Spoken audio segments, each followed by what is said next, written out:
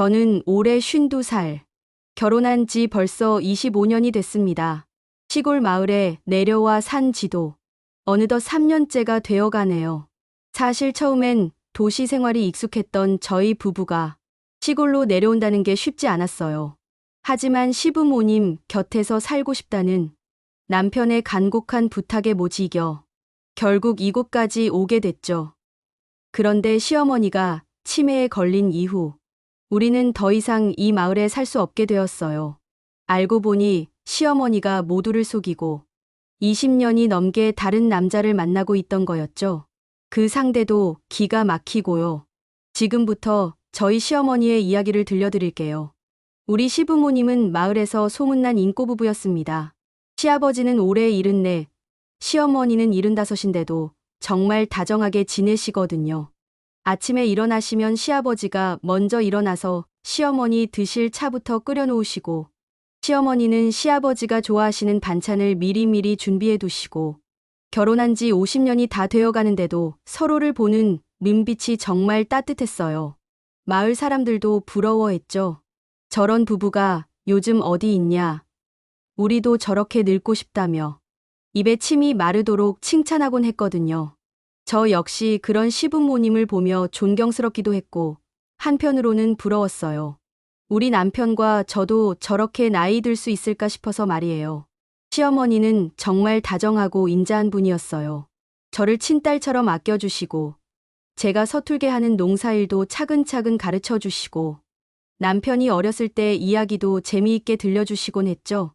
우리 아들이 어렸을 때는 정말 말썽꾸러기였는데 지금은 이렇게 의젓한 남편이 됐구나 하시며 웃으시던 모습이 아직도 생생해요. 시아버지는 과묵하지만 정말 다정한 분이셨어요. 농사일은 물론이고 집안일까지 척척 해내시면서도 시어머니에 대한 배려를 절대 잊지 않으셨거든요. 시어머니가 무릎이 조금 아프다고 하시면 바로 병원에 모시고 가시고 시어머니가 좋아하시는 꽃이 있으면 멀리서라도 구해다 드리시고 정말 사랑하는 부부의 모습이었어요. 그런 시부모님에게 변화가 생기기 시작한 건 작년 가을쯤이었어요. 처음엔 단순한 건망증인 줄 알았어요. 시어머니가 가끔 물건을 어디 뒀는지 기억 못 하시거나 같은 말씀을 여러 번 하시거나 하는 일이 생겼거든요. 나이가 나이니까 자연스러운 일이라고 생각했죠. 하지만 점점 이상한 일들이 많아졌어요. 시어머니가 갑자기 집을 나가시려고 하신다거나 밤에 잠을 못 주무시고 계속 뭔가를 찾으시려고 한다거나 그럴 때마다 시아버지가 정말 애쓰시면서 시어머니를 달래시곤 했어요. 괜찮다, 괜찮아. 내가 여기 있으니까 걱정 마라 하시며 시어머니의 손을 잡고 계시던 모습이 정말 애틋했거든요. 병원에 가보니 역시나 초기 치매라는 진단이 나왔어요. 그 말을 듣는 순간 온 가족이 충격에 빠졌죠. 특히 시아버지는 며칠 동안 식음을 전폐하실 정도로 힘들어하셨어요. 내가 더 잘해줄 걸 그랬다. 내가 더 일찍 알아차렸어야 했다며 자책하시는 모습을 보니 정말 마음이 아팠어요. 그래도 시아버지는 정말 대단하셨어요. 치매라는 진단을 받은 후에도 포기하지 않으시고 시어머니를 더욱 세심하게 돌보기 시작하셨거든요.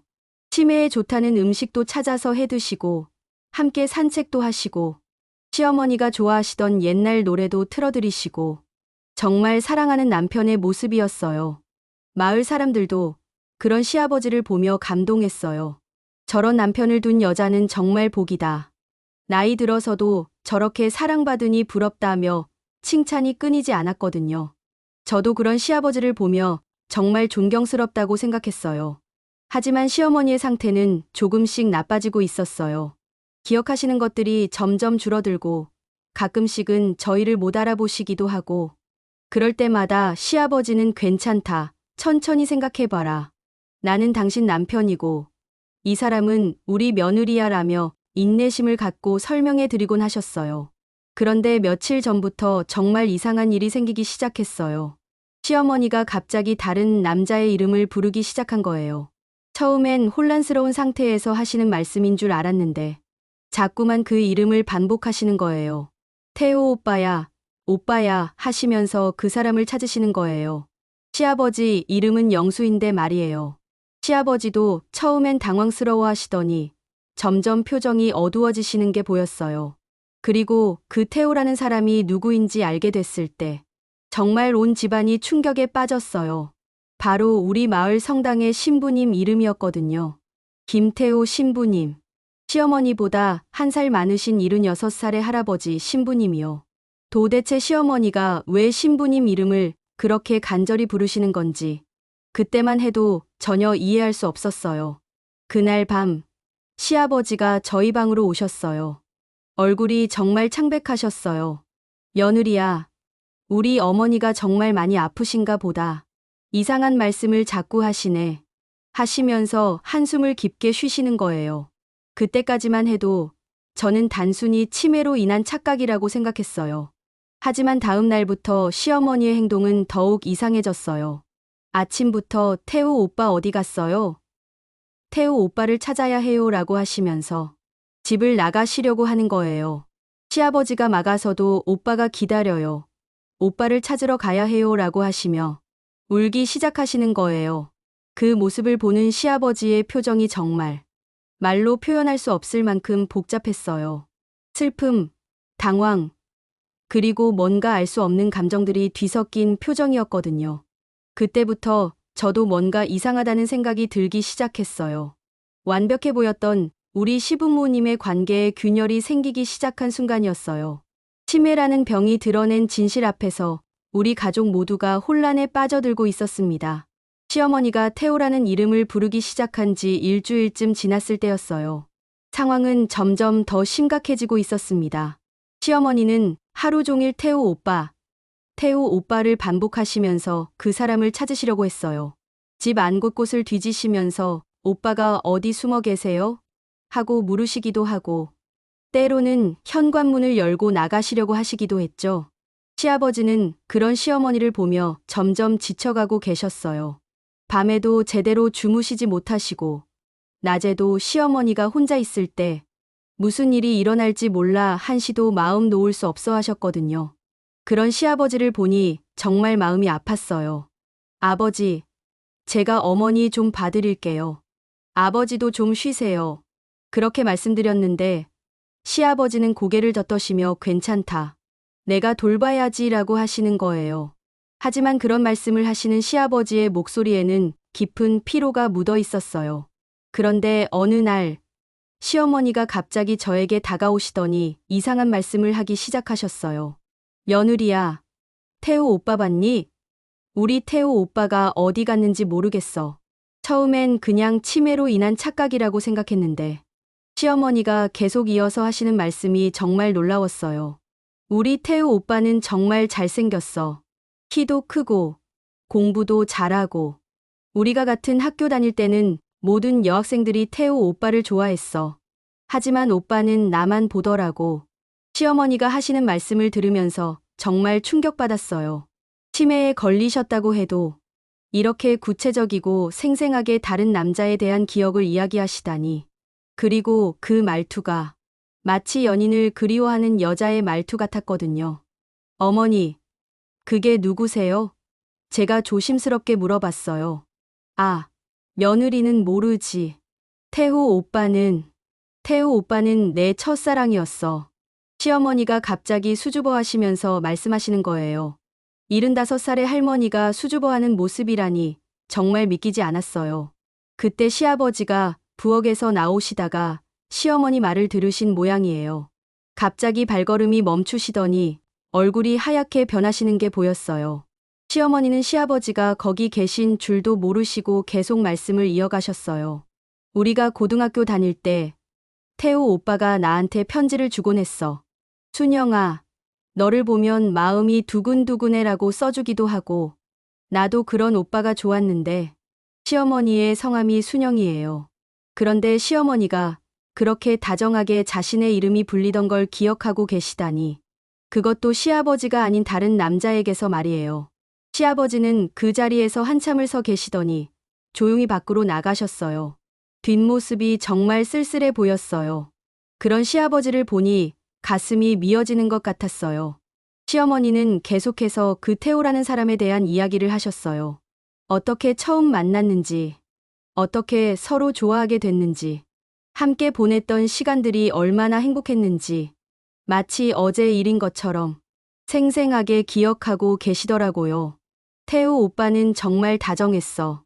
내가 아프면 걱정하고, 내가 기뻐하면 함께 기뻐해주고, 오빠 손은 참 따뜻했는데, 시어머니가 그렇게 말씀하시면서 자신의 손을 바라보시는 모습이 정말 애잔했어요. 그날 밤, 시아버지가 늦게 들어오셨어요.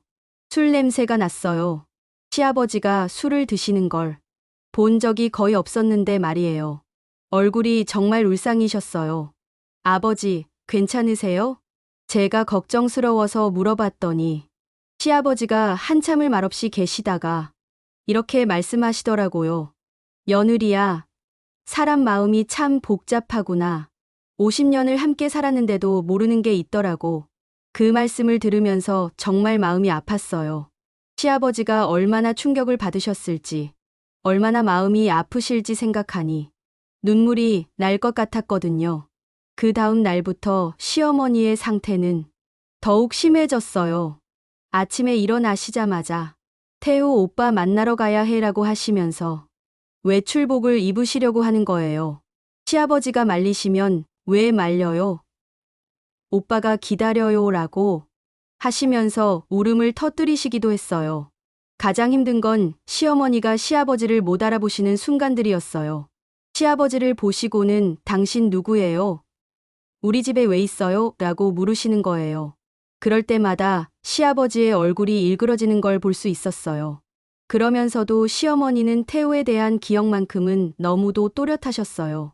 그 사람과의 추억, 그 사람이 해줬던 말들, 함께했던 시간들을 마치 어제 일인 것처럼 생생하게 기억하고 계시더라고요. 태우 오빠가 나한테 했던 말이 있어.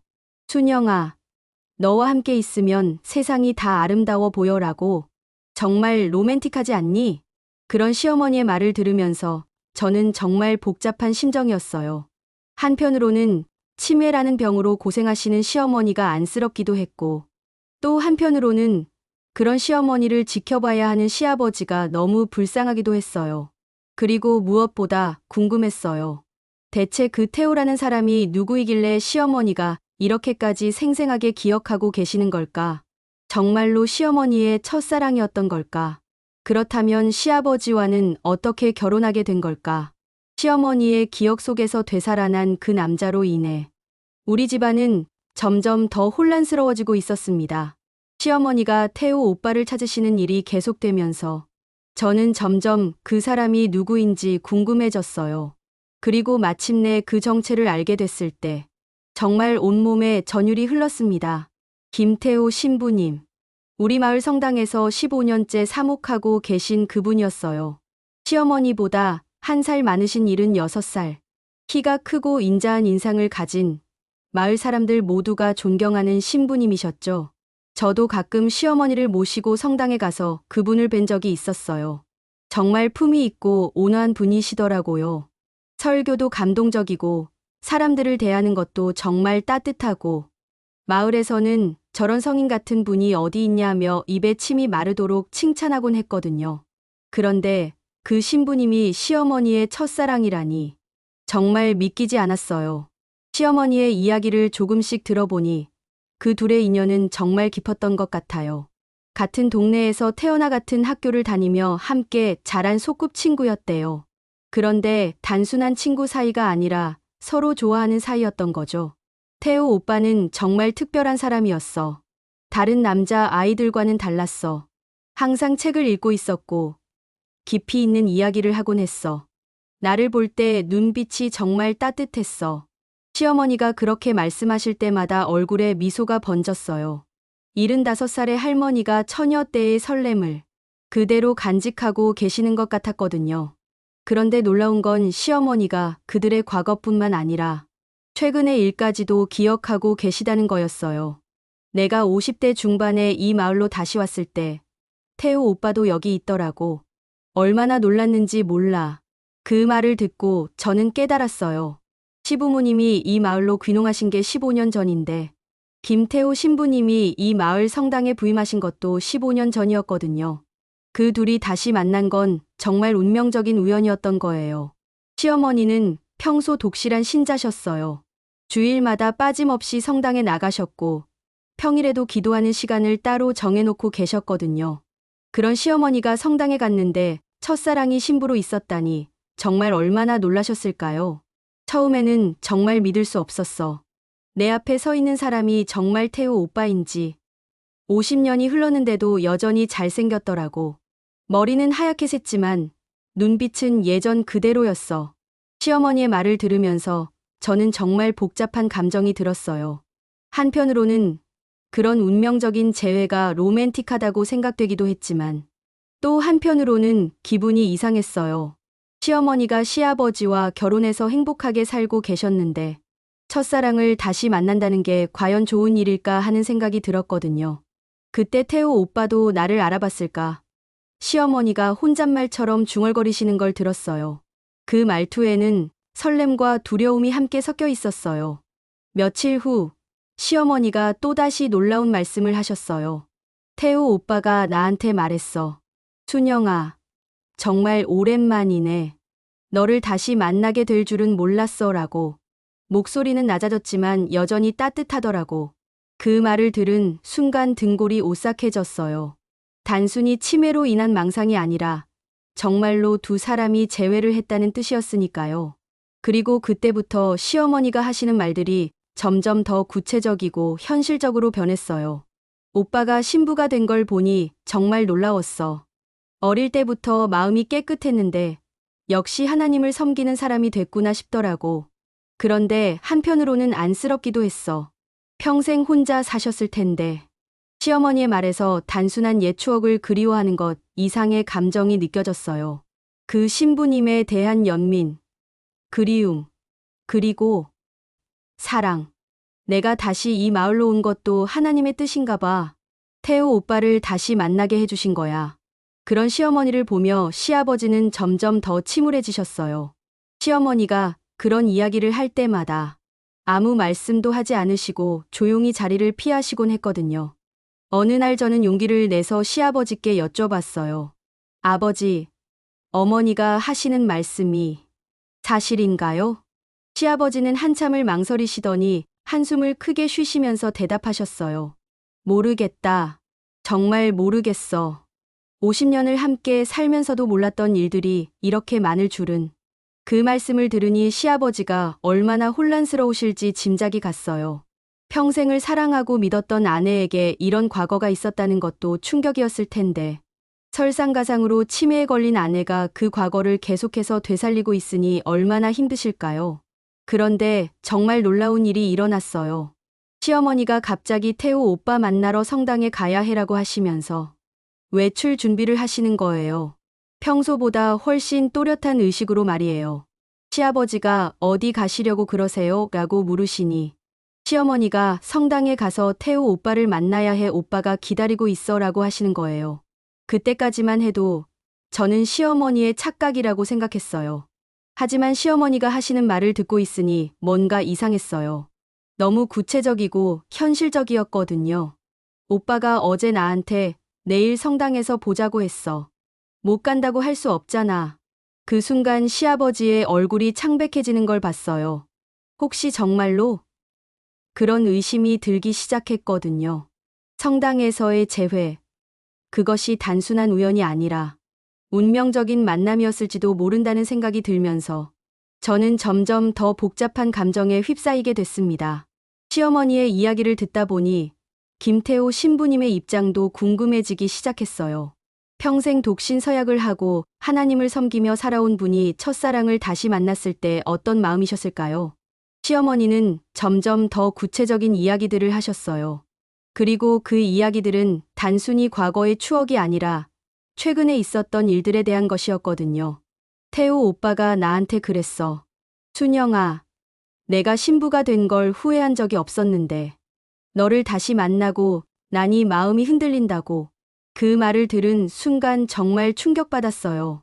설마 정말로 김태호 신부님이 그런 말씀을 하셨을까요? 아니면 시어머니의 상상인 걸까요? 오빠는 평생 하나님만 바라보며 살았대. 다른 여자는 생각해 본 적도 없다고 하더라고. 그런데 나를 보니 학창 시절의 마음이 다시 살아난다는 거야. 시어머니가 그런 말씀을 하실 때마다 얼굴이 환하게 밝아졌어요. 마치 다시 20살 처녀가 된 것처럼 수줍어하시면서도 행복해하시는 모습이었거든요. 하지만 한편으로는 정말 안타까웠어요. 설사 그런 일이 있었다고 해도 김태호 신부님은 이미 하나님께 서약한 분이시잖아요. 그런 분이 사랑에 빠진다는 게 과연 가능한 일일까요? 오빠가 나한테 말했어. 순영아, 내가 신부가 된 것을 후회하지 않지만 때로는 평범한 남자로 태어나서 너와 함께 살았으면 어땠을까 생각한다고. 그런 시어머니의 말을 들으면서 저는 김태호 신부님의 마음이 어땠을지 상상해봤어요. 평생을 하나님께 바치고 살아온 분이 첫사랑을 다시 만났을 때의 혼란, 그 내적 갈등이 얼마나 깊었을까요? 어느 날, 저는 우연히 성당에서 김태호 신부님을 뵙게 됐어요. 시어머니가 자꾸 성당에 가시려고 해서 모시고 갔는데, 마침 신부님이 제단에서 기도하고 계시더라고요. 멀리서 봐도 정말 경건한 모습이었어요. 두 손을 모으고 고개를 숙인 채 간절히 기도하고 계시는 모습이. 그런 신부님을 보니 시어머니의 말들이 정말일까 하는 의심이 들었어요. 그런데 시어머니가 신부님을 보시더니 갑자기 태호 오빠라고 부르시는 거예요. 목소리가 워낙 커서 성당 안이 조용해졌어요. 신부님도 고개를 돌리셨고요. 그때 신부님의 표정을 봤는데 정말 복잡하더라고요. 놀람, 당황, 그리고 뭔가 아련한 감정이 섞인 표정이었어요. 단순히 교우를 대하는 표정이 아니었거든요. 순영 씨, 신부님이 시어머니의 이름을 부르시는 목소리가 들렸어요. 그 목소리에는 어떻게 표현해야 할까요? 그리움과 안타까움, 그리고 깊은 애정이 담겨 있는 것 같았어요. 시어머니는 신부님을 보시자마자 환하게 웃으셨어요. 그리고 오빠, 여기 있었구나. 찾았네라고 하시면서 신부님께 다가가시는 거예요. 신부님은 시어머니를 보시며 정말 복잡한 표정을 지으셨어요. 기쁨과 슬픔, 사랑과 자책이 동시에 드러나는 표정이었거든요. 순영 씨, 여기서 뵙게 되네요. 신부님이 말씀하시는데 목소리가 약간 떨리는 것 같았어요. 오빠, 나 어제부터 오빠 찾았어.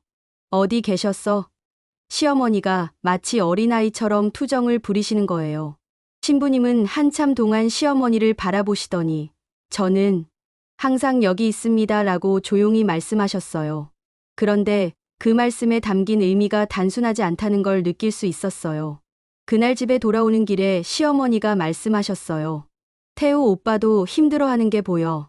나 때문에 마음이 아픈 것 같아. 그 말을 들으니 정말 복잡한 생각이 들었어요. 혹시 정말로 김태호 신부님도 시어머니에 대한 감정으로 힘들어하고 계시는 걸까요? 오빠가 나한테 말했어. 순영아, 내가 하나님을 배신하는 건 아닐까 걱정된다고. 나도 그런 오빠가 안쓰러워. 시어머니의 그런 말을 들으면서 저는 김태호 신부님의 입장이 정말 어려우실 거라는 생각이 들었어요. 평생을 신앙에 바치고 살아온 분이 인간적인 사랑의 감정을 느낀다는 것, 그리고 그것 때문에 내적 갈등을 겪는다는 것이 얼마나 고통스러울까요? 오빠는 밤마다 기도한대. 이런 마음을 갖게 된 자신을 용서해달라고, 하나님의 뜻을 제대로 따르게 해달라고. 그런 신부님의 모습을 상상하니 정말 가슴이 아팠어요. 신앙과 인간적인 사랑 사이에서 갈등하는 한 인간의 모습이 얼마나 애처로울까요? 그런데 더 놀라운 건 시어머니의 다음 말이었어요. 그래서 내가 오빠한테 그랬어. 오빠, 나도 결혼한 몸이고 오빠도 신부님이니까 우리는 그냥 좋은 추억으로 남겨두자고. 그런데 오빠가 순영아, 내 마음을 어떻게 해야 할지 모르겠다고 하더라고. 시어머니의 말을 들으면서 저는 정말 복잡한 감정에 휩싸였어요. 만약 이 모든 게 사실이라면 김태호 신부님은 정말 큰 내적 갈등을 겪고 계시는 거죠. 신부복 뒤에 숨겨진 한 인간의 마음이 얼마나 아프실까요? 시어머니의 이야기는 점점 더 충격적으로 변해갔어요. 처음에는 단순한 재회 정도로만 생각했는데 며칠 후 시어머니가 하신 말씀을 듣고는 정말 온몸에 소름이 돋았습니다. 태호 오빠와 나, 우리 비밀이 있어. 시어머니가 갑자기 저에게 속삭이듯 말씀하시는 거예요. 마치 중요한 비밀을 털어놓는 것처럼요. 어떤 비밀이세요? 제가 조심스럽게 물어봤더니 시어머니가 주위를 둘러보시더니 더 작은 목소리로 말씀하셨어요. 우리 만나고 있어. 아무도 모르게. 그 말을 듣는 순간 정말 충격받았어요. 설마 70대 중반의 시어머니와 신부님이 정말로 그런 관계라는 말씀인가요? 언제부터요? 제가 떨리는 목소리로 물어봤더니 시어머니가 생각해 보시더니 대답하셨어요. 내가 이 마을에 다시 온 지 얼마 안 됐을 때부터니까. 한 20년쯤 됐나? 20년. 시부모님이 이 마을로 귀농하신 게 15년 전인데 치매로 인해 기억이 혼재된 건지 아니면 정말로 그렇게 오랜 시간 동안? 처음에는 그냥 반가워서 인사만 나눴어. 성당에서 말이야. 그런데 오빠가 나한테 순영아, 잠깐 이야기할 수 있을까? 라고 하더라고. 시어머니의 이야기는 점점 더 구체적이 됐어요. 그날 오빠가 나한테 말했어. 순영아, 너를 다시 만나니 마음이 평온하지 않다. 이게 죄인 줄 알면서도 너를 보고 싶다고. 저는 그 말을 들으면서 정말 믿기지 않았어요. 김태호 신부님이 정말 그런 말씀을 하셨을까요? 그래서 우리가 약속한 거야. 아무도 없을 때 잠깐씩 만나기로. 시어머니가 그렇게 말씀하시는 걸 보니 가슴이 두근거렸어요. 정말로 그런 일이 있었던 걸까요? 새벽에 만났어. 해가 뜨기 전에 마을 뒷산 작은 정자에서 시어머니가 그 시간을 그리워하듯 말씀하시는 거예요. 아무도 없는 시간이니까 우리만의 시간을 가질 수 있었어. 오빠도 그 시간만큼은 신부가 아니라 그냥 태호였어. 시어머니의 말을 들으면서 저는 정말 복잡한 감정이 들었어요. 한편으로는 로맨틱하다는 생각도 들었지만 또 한편으로는 이게 과연 옳은 일인가 하는 의문도 들었거든요. 새벽 5시에 만나기로 했어. 그 시간이면 아무도 안 다니거든. 오빠도 새벽 기도 드린다고 하면 누가 의심하겠어?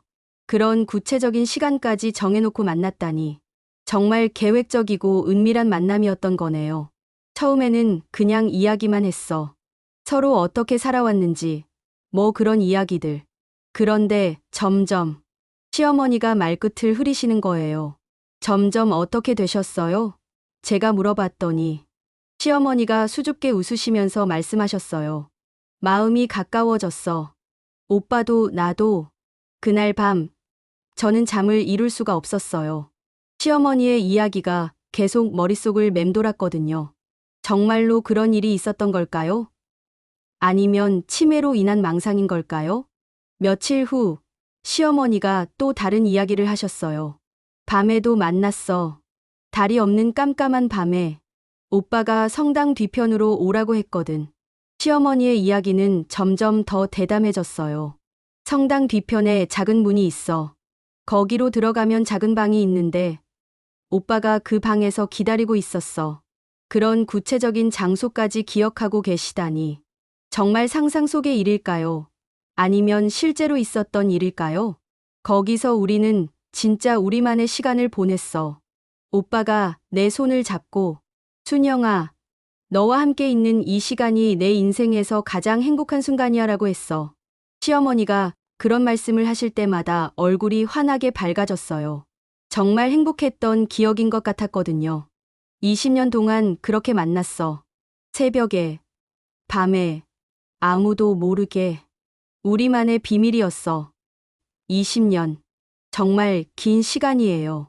만약 이 모든 게 사실이라면 시어머니와 김태호 신부님은 정말 오랫동안 비밀 연애를 해온 거네요. 가끔은 다른 곳에서도 만났어.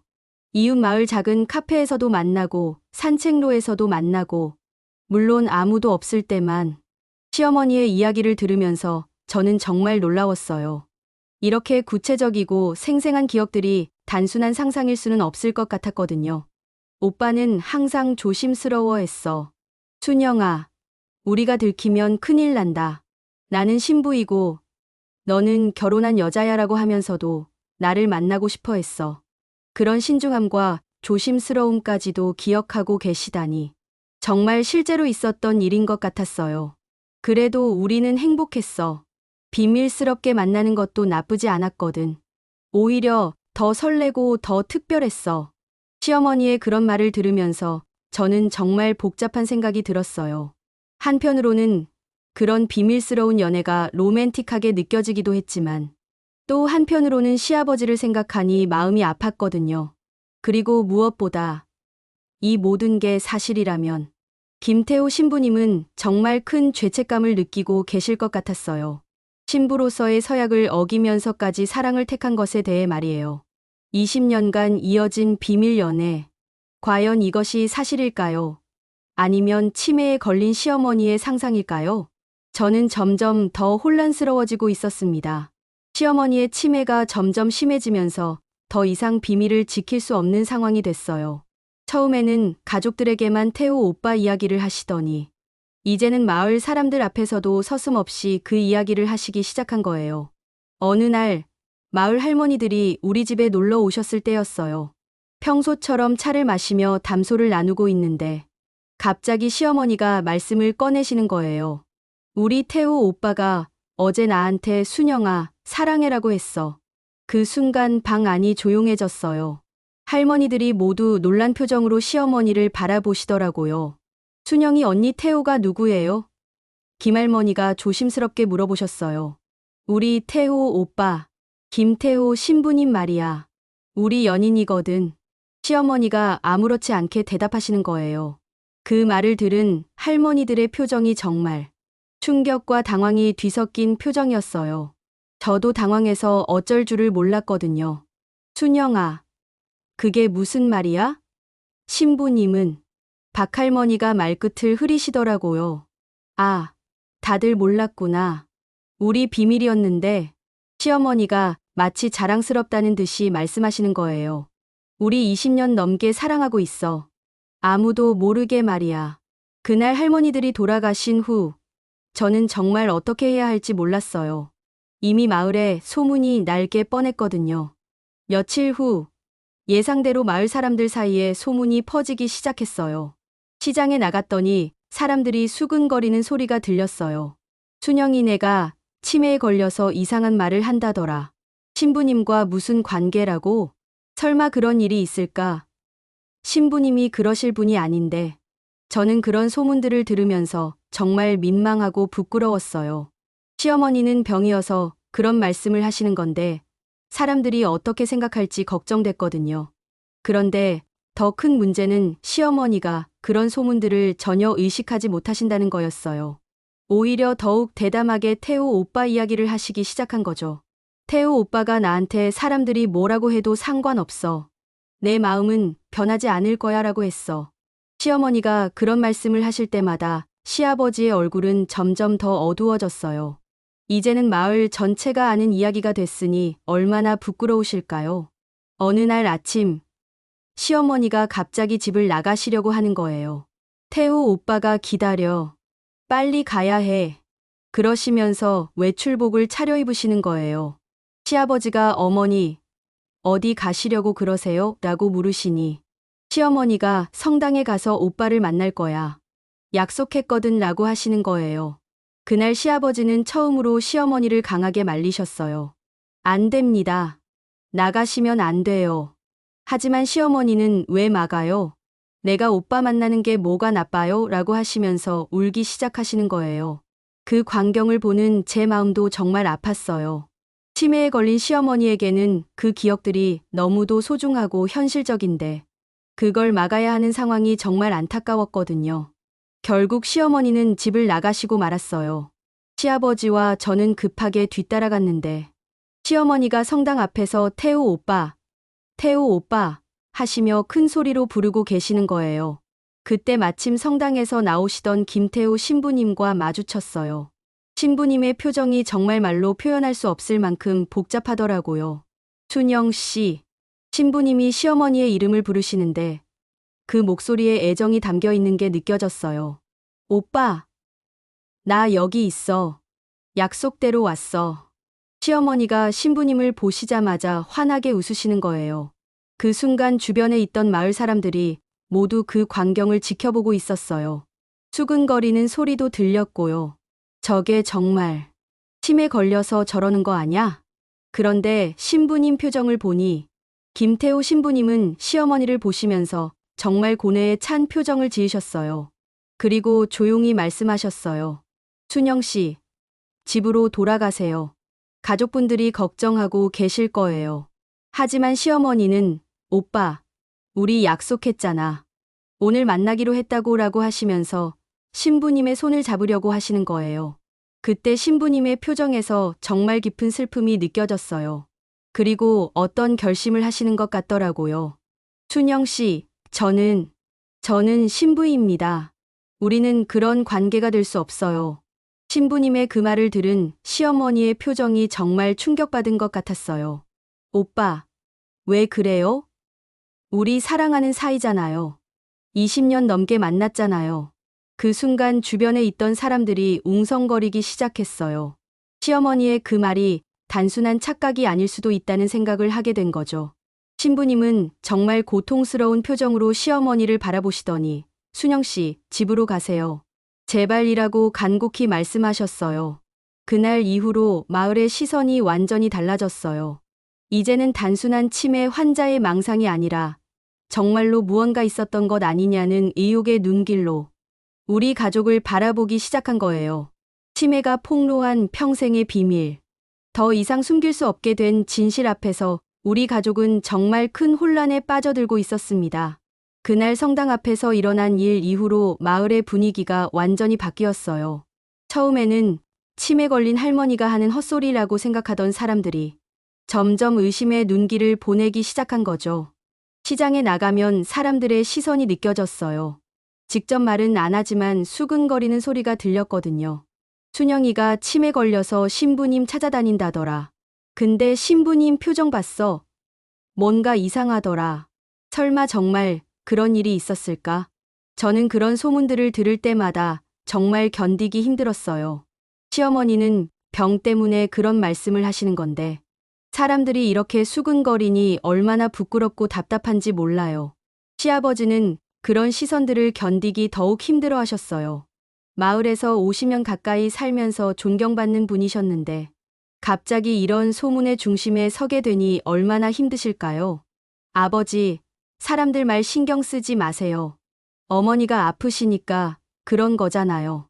제가 위로의 말씀을 드렸지만 시아버지는 그냥 한숨만 깊게 쉬셨어요. 더 큰 문제는 시어머니가 계속해서 김태고 신부님을 찾아다니신다는 거였어요. 하루에도 몇 번씩 집을 나가시려고 하시고 가끔은 정말로 집을 나가서 마을을 돌아다니시곤 하셨거든요. 태우 오빠 어디 계세요?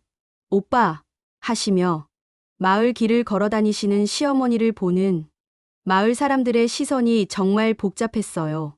동정과 호기심, 그리고 약간의 불편함이 섞인 시선이었거든요.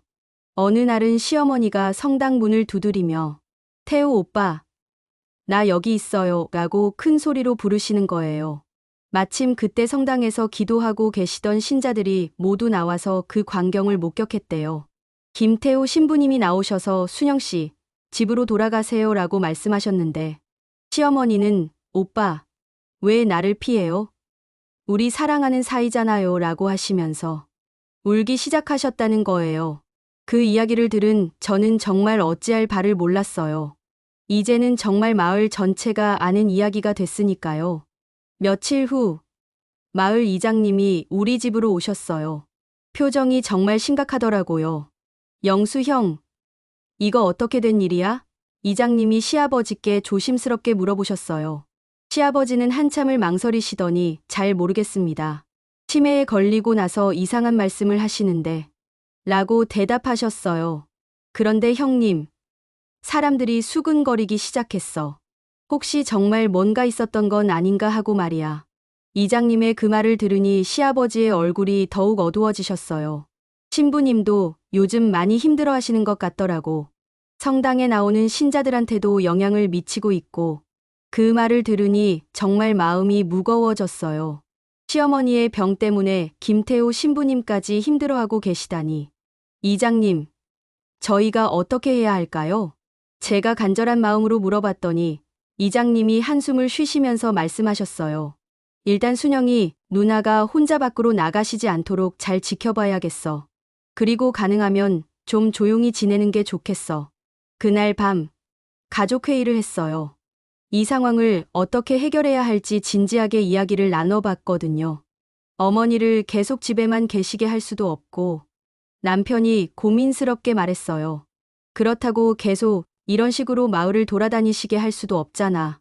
제가 대답했어요. 시아버지는 계속 침묵하고 계시더니 마침내 입을 여셨어요. 우리 이 마을을 떠나는 게 어떨까? 그 말을 들은 순간 정말 충격받았어요.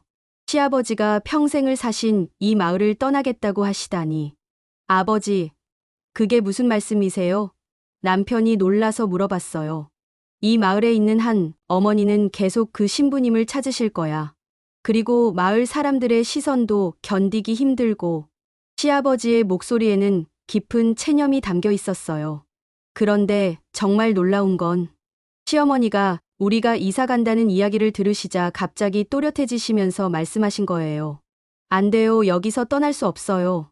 태우 오빠가 여기 있는데 어떻게 떠나요? 그리고는 눈물을 흘리시면서 오빠 없이는 살 수 없어요 라고 하시는 거예요.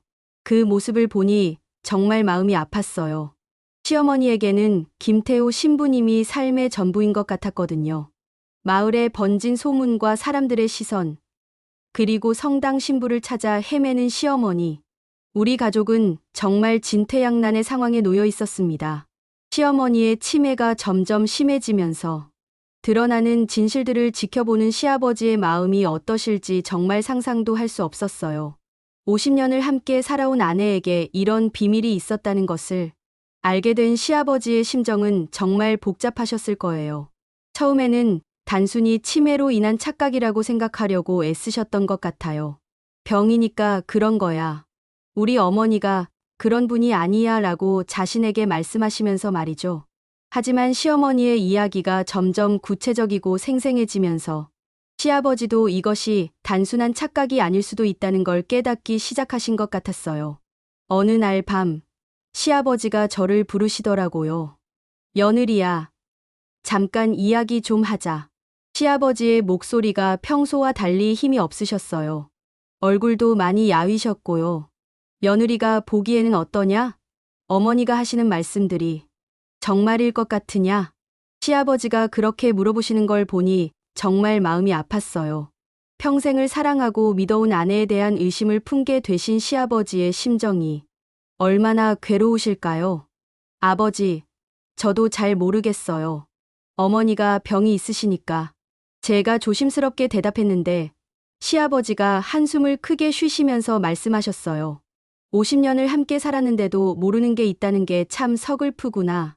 그런 시아버지를 보니 정말 눈물이 날 것 같았어요. 며칠 후 시아버지가 혼자 성당에 다녀오셨어요. 돌아오신 후 표정이 정말 암담하셨거든요.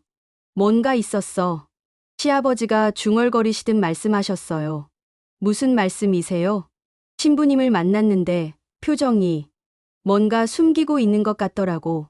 시아버지가 그렇게 말씀하시는 걸 들으니 정말 충격적이었어요. 혹시 정말로 시어머니의 말이 사실이었던 걸까요? 신부님께 직접 물어보셨어요? 물어볼 수가 없더라. 어떻게 우리 아내와 무슨 일이 있었느냐고 물어봐. 그런데 신부님 눈을 보니 뭔가 죄책감 같은 게 보이더라고. 시아버지의 그런 말을 들으니 정말 가슴이 답답했어요. 그날 밤, 시아버지가 술을 많이 드셨어요. 평소에 거의 드시지 않는 분인데, 그날은 정말 취하실 때까지 드시더라고요. 며느리야, 사람 마음이 이렇게 복잡할 수 있구나. 술에 취한 시아버지가 말씀하시는 거예요. 화가 나야 하는 건지, 슬퍼해야 하는 건지 모르겠어. 배신감도 들고, 한편으로는 불쌍하기도 하고, 시아버지의 그런 속마음을 들으니 정말 마음이 아팠어요. 50년 동안 내가 사랑했던 사람이 마음 한편으로는 다른 남자를 생각하고 있었다니. 그것도 신부님을. 시아버지가 그렇게 말씀하시면서 눈물을 흘리시는 거예요. 그런 시아버지를 보니 저도 눈물이 났어요. 그런데 한편으로는 이해가 되기도 해. 첫사랑이라는 게 그런 거잖아. 평생 가슴 한구석에 남아있는 게. 시아버지의 그런 말씀을 들으니 정말 놀라웠어요. 화를 내시거나 분노하실 줄 알았는데 오히려 이해하려고 노력하고 계시는 거예요. 어머니도 나름 힘드셨을 거야. 첫사랑을 다시 만났는데 그 사람이 신부라니. 그 마음이 얼마나 복잡했을까? 시아버지의 그런 포용력을 보니 정말 존경스럽다는 생각이 들었어요. 보통 남자라면 화를 내거나 질투를 했을 텐데 시아버지는 오히려 시어머니의 마음을 이해하려고 하시는 거예요. 하지만 그런 시아버지도 가끔은 견디기 힘들어 하실 때가 있었어요. 그래도 나는 50년 동안 어머니만 사랑했는데 다른 여자는 생각해 본 적도 없었는데 그런 시아버지의 말씀을 들으면 정말 가슴이 미어지는 것 같았어요. 어느 날은 시어머니가 태호 오빠가 나한테 순영아, 너는 내 평생의 사랑이야 라고 했어 라고 말씀하시는 걸 시아버지가 들으셨어요. 그때 시아버지의 표정이 정말 말로 표현할 수 없을 만큼 아픈 표정이었어요. 하지만 시어머니에게는 아무 말씀도 하지 않으시고 그냥 조용히 밖으로 나가셨어요. 나중에 보니 시아버지가 마당에서 혼자 울고 계시더라고요. 70대 중반의 할아버지가 아이처럼 소리내서 우시는 모습을 보니 정말 마음이 찢어지는 것 같았어요. 아버지, 제가 다가가서 등을 쓰다듬어 드렸는데 시아버지가 말씀하시더라고요. 며느리야, 사랑한다는 게 참 힘든 일이구나. 상대방의 과거까지 모두 받아들여야 하는데 그게 쉽지 않네. 그런 시아버지를 보면서 저는 정말 존경스럽다는 생각과 동시에 안타깝다는 생각이 들었어요. 배신감과 연민, 분노와 이해, 질투와 사랑. 이 모든 복잡한 감정들 사이에서 고뇌하는 시아버지의 모습이 정말 인간적이고 숭고해 보였습니다. 이 모든 상황을 지켜보면서 저는 정말 많은 생각을 하게 됐어요. 50대 초반인 제가 보기에도 이런 어른들의 사랑과 상처는 정말 복잡하고 깊이가 있더라고요. 처음에는 단순히 시어머니의 치매로 인한 문제라고만 생각했어요. 하지만 시간이 지날수록 이건 단순한 병의 문제가 아니라 한 인간의 평생에 걸친 사랑과 그리움, 그리고 상처에 대한 이야기라는 걸 깨달았거든요. 시어머니를 보면서 정말 많은 것을 느꼈어요. 75살의 할머니인데도 첫사랑에 대한 마음은 그대로 간직하고 계시다니. 나이가 들어도 사랑하는 마음은 변하지 않는다는 걸 시어머니를 통해 알 수 있었어요. 태호 오빠를 처음 본 날이 생각나. 너무 떨렸어. 시어머니가 그런 말씀을 하실 때마다 얼굴에 수줍은 미소가 번지곤 했거든요. 그 모습이 정말 순수하고 아름다워 보였어요. 하지만 한편으로는 안타깝기도 했어요.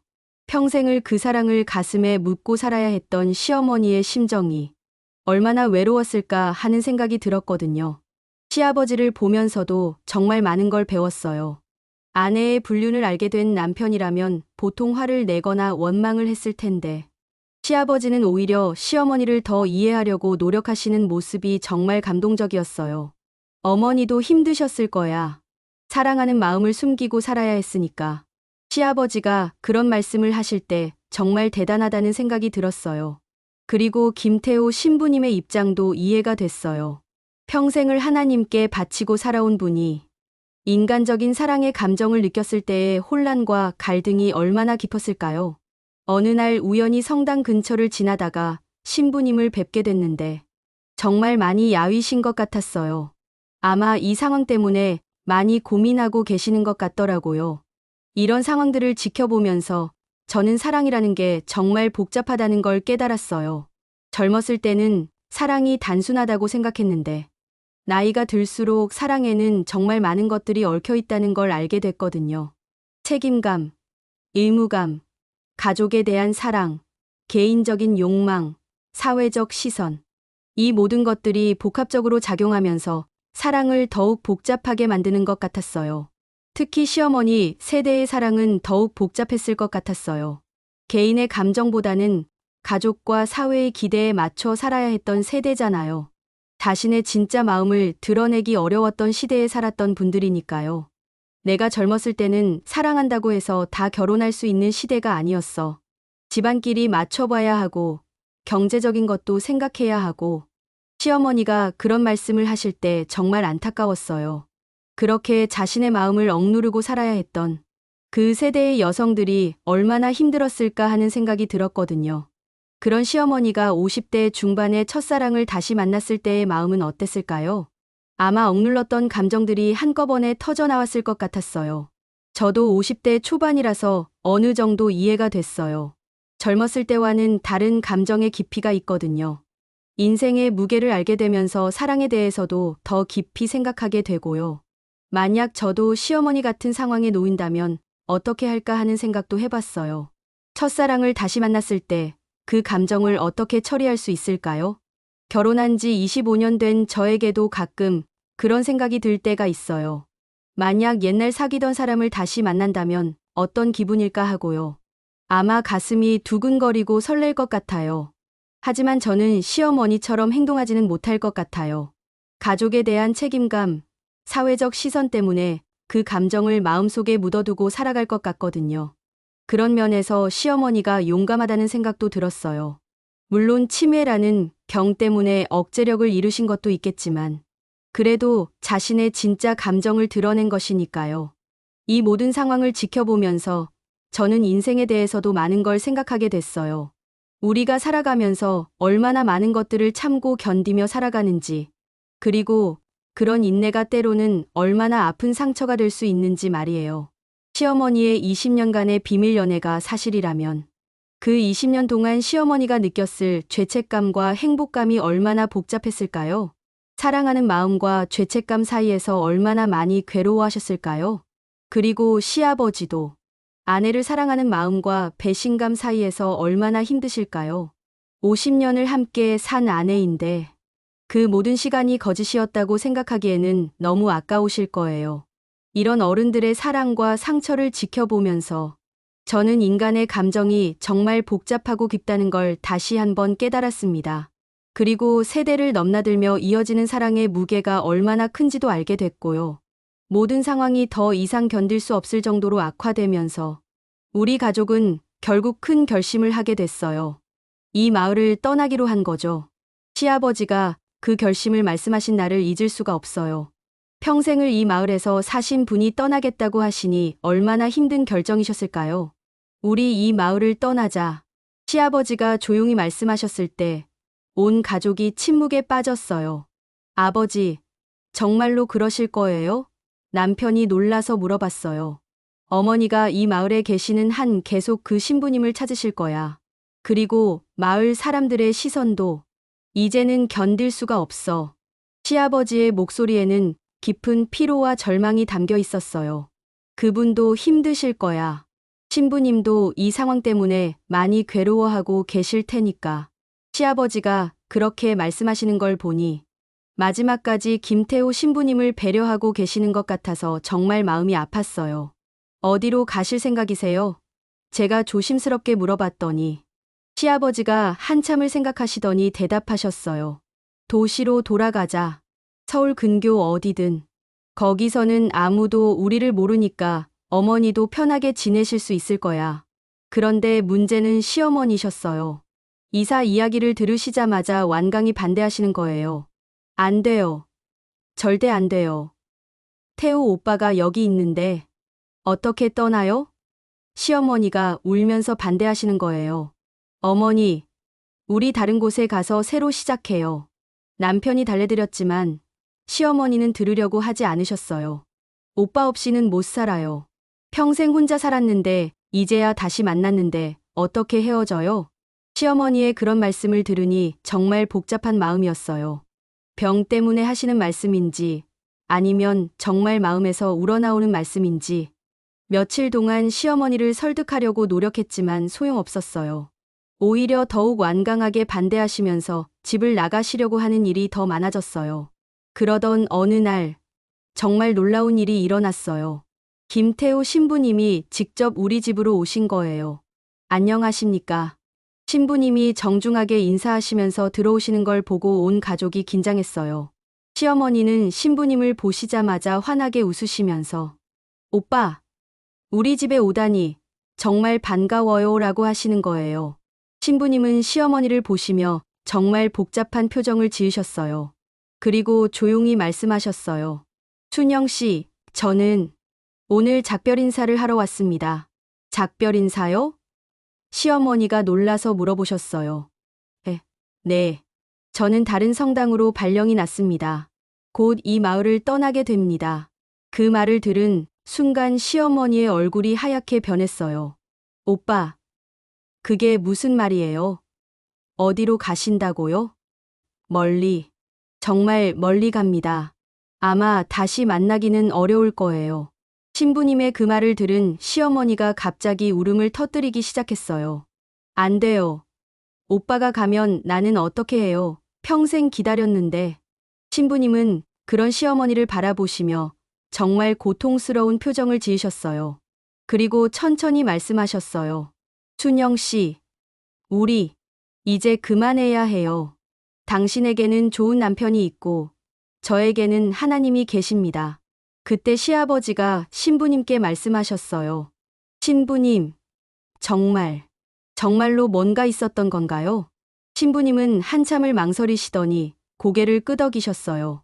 죄송합니다. 정말 죄송합니다. 그 순간 시아버지의 얼굴이 일그러졌어요. 그래도 끝까지 희망을 갖고 계셨나 봐요. 얼마나 오랫동안이었습니까? 20년. 아니, 정확히는 18년입니다. 신부님의 그 대답을 들은 순간 온 집안이 정적에 잠겼어요. 정말로 그 오랜 시간 동안 그런 관계가 있었던 거였어요. 저희 둘 다 죄를 지었습니다. 하지만 순영 씨는 병 때문에 혼란스러우실 뿐입니다. 제발 이해해 주십시오. 신부님이 그렇게 말씀하시면서 시아버지께 깊게 고개를 숙이셨어요. 시아버지는 한참을 말없이 계시더니 마침내 입을 여셨어요. 알겠습니다. 이제 끝이군요. 그날 신부님이 가신 후 시어머니는 며칠 동안 아무것도 드시지 않으셨어요. 계속 태호 오빠만 부르시면서 울고 계셨거든요. 시아버지도 말이 없으셨어요. 18년이라는 긴 시간 동안 아내가 다른 남자와 사랑을 나눴다는 사실을 받아들이기가 쉽지 않으셨을 거예요. 그렇게 일주일쯤 지났을 때 시어머니의 상태가 급격히 나빠지기 시작했어요. 김태호 신부님이 떠났다는 사실을 받아들이지 못하시고 계속 그분을 찾아 헤매시는 거예요. 오빠 어디 갔어요? 오빠! 하시며 마을을 돌아다니시는 시어머니를 보니 정말 가슴이 아팠어요. 결국 우리도 이 마을을 떠나기로 최종 결정했어요. 시어머니가 이 마을에 계시는 한 계속 김태호 신부님을 찾으실 것이고 그 기억들 때문에 더욱 괴로워하실 게 뻔했거든요. 서울 근교 작은 도시로 가자. 거기서 새로 시작하는 거야. 시아버지가 말씀하셨어요. 이사 준비를 하면서 정말 많은 생각이 들었어요. 3년 동안 정든 이 마을을 떠나는 것도 아쉬웠지만 무엇보다 이런 식으로 떠나게 된 게 안타까웠거든요. 마을 사람들도 우리가 떠난다는 소식을 듣고 복잡한 반응을 보였어요. 안타까워하는 분들도 계셨지만 어떤 분들은 그게 낫겠다는 식으로 말씀하시기도 했고요. 이사하는 날 시어머니는 마지막까지 태호 오빠는 오빠한테 인사하고 가야 하는데 라고 하시면서 성당 쪽을 바라보셨어요. 어머니, 신부님은 이미 다른 곳으로 가셨어요. 남편이 말씀드렸지만 시어머니는 이해하지 못하시는 것 같았어요. 새로운 도시에서의 생활이 시작됐어요. 시아버지는 여전히 힘들어하고 계셨어요. 18년간의 아내의 불륜을 알게 된 충격에서 벗어나기가 쉽지 않으셨거든요. 아버지, 이제 새로 시작해요. 어머니도 병이 있으시고 과거의 일은 과거의 일이잖아요. 제가 위로의 말씀을 드렸지만 시아버지는 여전히 마음의 상처를 안고 계시는 것 같았어요. 그래도 다행인 건 시간이 지나면서 조금씩 상황이 나아지고 있다는 거예요.